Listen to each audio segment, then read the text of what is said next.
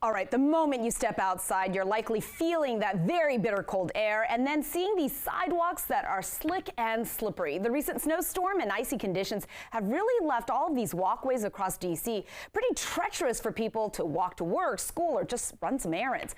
We have our reporter Marielle Carbone live along Rhode Island Avenue in Northwest tonight, and it's just one of so many problem areas throughout the city. Marielle, who's supposed to be shoveling all of these sidewalks?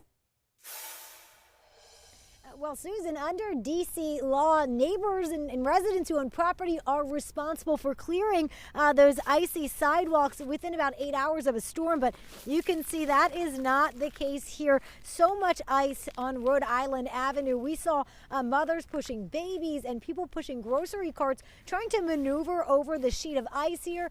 All the while, they tell us it's dangerous.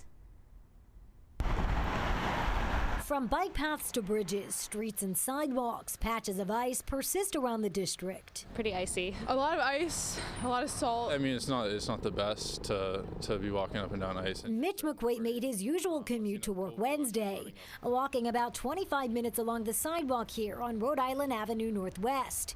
What he saw? The sidewalks definitely have been covered in ice. A concern as overnight temperatures remain below freezing. And you're certainly worried. I've seen a couple people actually running up and down the sidewalk, and I think they're crazy for that. I almost slipped and fall once on the way back from work. According to D.C. code, property owners must clear their sidewalks within the first 8 hours of daylight after any snow or sleet falls.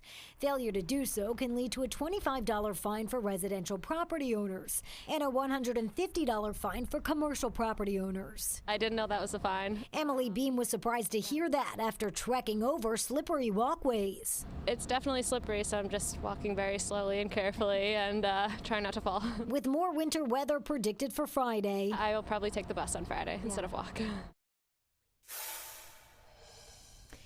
And there is a sidewalk shoveling exemption that you can apply for if you are 65 and older or if you have a disability. Chris and Susan, if you see sidewalks like this or even roadways, you can report that to the city by calling 311.